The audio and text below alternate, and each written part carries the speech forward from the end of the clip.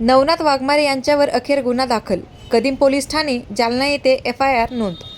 मराठा समाजाच्या लेकींबाबत केलेल्या कथित आक्षेपार्ह विधानाच्या प्रकरणात नवनाथ वाघमारे यांच्या विरोधात अखेर कदीम पोलीस ठाणे जालना येथे गुन्हा दाखल करण्यात आला आहे.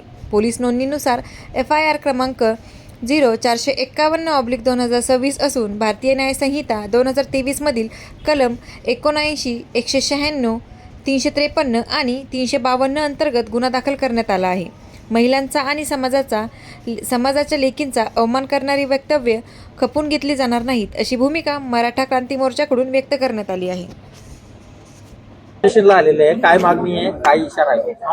काल नवनाथ वाघमारे याच्या तोंडातून जो शेण वकला याच्यावर गुन्हा दाखल करण्यासाठी आम्ही आज पोलीस स्टेशनमध्ये आलेलो आहे. सर्वप्रथम इथं DYSP साहेब पण आले, या पोलीस स्टेशनचे पोलीस निरीक्षक साहेब पण आहे. आम्ही यांना पहिली मागणी करणार, याला ताब्यात घ्या.